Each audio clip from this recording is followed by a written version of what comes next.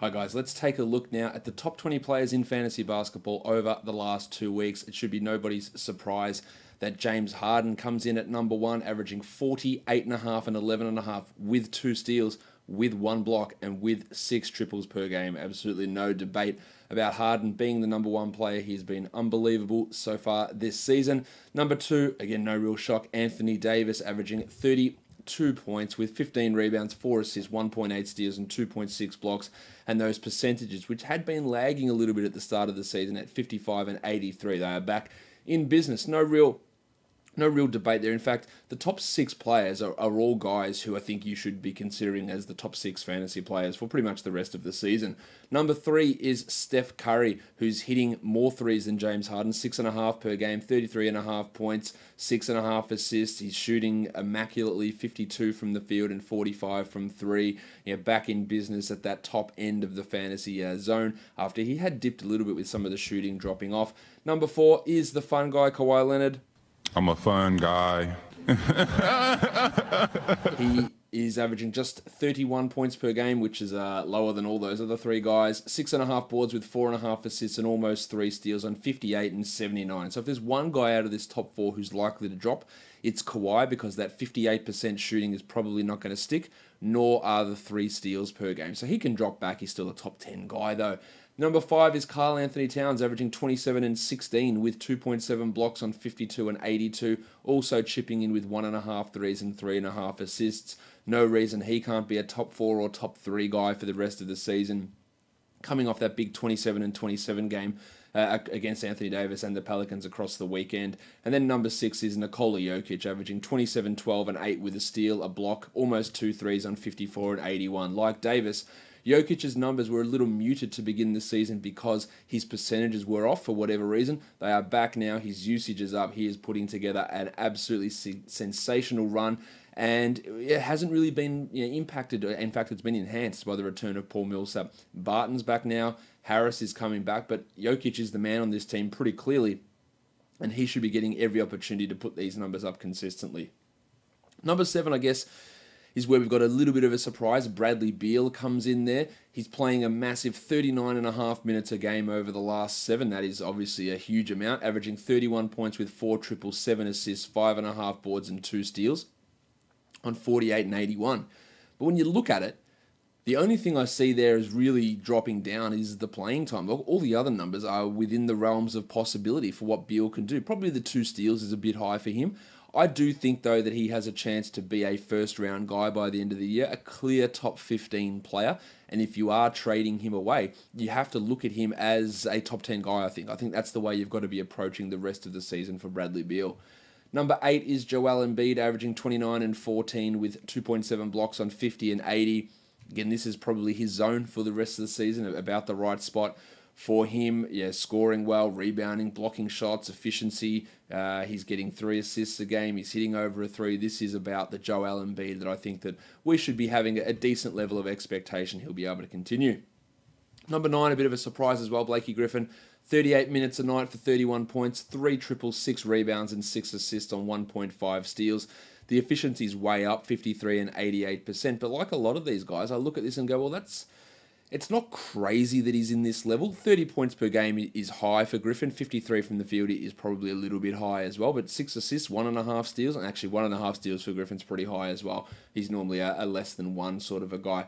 But he's been really, really strong this season, all season, and we hope that him and Danilo Gallinari, 2 of the guys who people really faded hard because of injury concerns. It's been half a season and they've been fine. Let's keep our fingers crossed that both of those guys can continue to be healthy. Number 10 is Bob Covington. He's only played the 1 game, but it was a great game, 16, 2, and 3 with 5 steals. He's out for another few weeks here, at least with his bone bruise, so that's obviously not ideal there. And another surprise comes in at number 11, Yusuf Nurkic, who's only playing 28 minutes per night, the fewest minutes of anybody in the top 20. 19 and 11.5 with 3.5 assists, 2 steals, and 2 blocks on 60 and 76%. That's 60% from him. He is a guy who has been criticised in the past for the poor finishing and the poor efficiency numbers.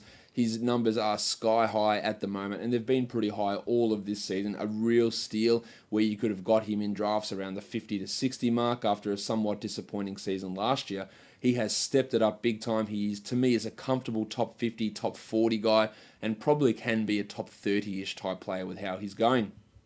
Number 12 is Giannis Antetokounmpo, averaging 27 and 12 with 5 assists, 1.3 steals, and 1.3 blocks on 54%. But of course, the big downer you get there is 72 from the line, and that's not terrible, but anything under 77% from the line is a negative, and when you're doing it on 10 attempts per game, then that is a multiplier type effect, and that's where you're at with Antetokounmpo. 10 free throws a game, making that a real big negative. Of course, he's not really hitting any threes, but the other numbers are all pretty nice. Number 13, speaking of negatives, Russell Westbrook, 24.5 with 11 rebounds and 12.5 assists on 1.7 steals, 42 and 73. Actually not as harmful as what he's been in those categories for most of this season. Normally he's been a 60% free throw guy. The 42% is still pretty damaging on 23 attempts, and he's shooting 19% on three-pointers. So if you count three-point percent, then you are in a fair bit of trouble there with Westbrook. I mentioned this the other day. For people to tell me how in roto leagues where the person who has Westbrook is going, and invariably they were right down the bottom of the standings, because that is really hard to come back from two big negatives in percentages like Westbrook brings. Number 14 is LaMarcus Aldridge, who started out really slowly this season but has turned it around fantastically. That legendary efficiency is not only back, but it's improved. 59 from the field and 90 from the line for 26 points, only 6 boards, only a block per game. So all of his value really is coming from those big percentage numbers. And when they drop off, a significant fall will come from Aldridge. It won't be like outside the top 70 or anything like that, I don't think. But those two numbers are really fueling this top 15 run from Aldridge. Number 15 is Drew Holiday, averaging 21, 5, and 6 with 1.7 steals, and his efficiency has been ridiculous all season. 55 from the field here, 87 from the line, getting a point guard who can be a 50% field goal guy. And I was a little skeptical he could repeat that from last season. He's done it, and he's done it almost better than what he did last year. Number 16 is Kevin Durant. 25.5 points, 5 rebounds, and 5 assists. I don't know why, but Durant just never gets steals at all. Just 0.3 steals, 1.3 blocks on 52 and 85. And they're really strong numbers. The fact is this, everyone above him has been so much better, and that's why he has slipped down. And that run he had where he was a top 3 guy when Steph was out, you look at him as a somewhat of a sell high guy there, but how are you going to sell him high? But I think he'll be better than what he currently is what I'm trying to get at. Klay Thompson, I don't think he'll be better than what he currently is. The 17th ranked player, averaging 25 with 4 triples on 1.5 steals and 51% from the field. His strongest category there is his three-pointers.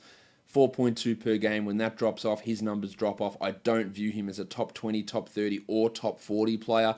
So a sell high is absolutely a possibility here for Thompson. He's gone through a really hot streak with his shooting.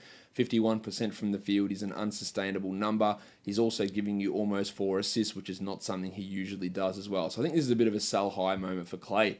Number 18 is the Donovan Mitchell, 27, 4, and 5 with a steal and 3.5 triples. His efficiency, which really bothered him to start this season, is up at the moment. 46 from the field on 21 attempts and 81 from the line. And importantly, that is at 5 attempts per game. One of the things we banked on him being able to do is increase his free throw rate. He hasn't been able to, but recently he has. The role as a starting point guard is also suiting him with Neto, Rubio, and Exum all out. So this could be a real sell high-ish type of moment for Mitchell if you can acquire any sort of top 20 guy for him. Now, Mitchell, there was a chance he could have been a top 20 guy at the beginning of the season. I think I had him just outside the top 20 at the beginning of the year. So it's not a crazy idea to think that someone values him at this level. I think he probably drops back to top 30, top 35. So there's a little bit of wiggle room without being a huge amount. Number 19 is Damo Lillard, averaging 21, 3, and 8 with 1.4 steals, which is a really strong number for Lillard. The 38% from the field is dragging his numbers down. 96 from the line is obviously sensational. And weirdly, just 24% from 3, giving him only 1.7 triples per game. And that's why he's not at the top 12 level. Instead, he's 19th. So a bit of a bounce back should come there. Rounding out the top 20 is Toby Harris. 20 points per game for Harris, 7 rebounds, 1.7 steals on 48 and 91. He's not quite this good, but he's obviously been fantastic. He's in that top 30-ish, top 40-ish type of zone for the rest of the season, but a nice little run puts him into the top 20. And just rounding out the last 4 guys out, D'Angelo Russell at 21, the now injured Clint Capella at 22, Paulie George at 23, who suffered a little bit of a drop-off, and Domantas Sabonis, a bit of a shocker there, at number 24, and that is your top 20 players in the NBA for fantasy basketball over the last 2 weeks.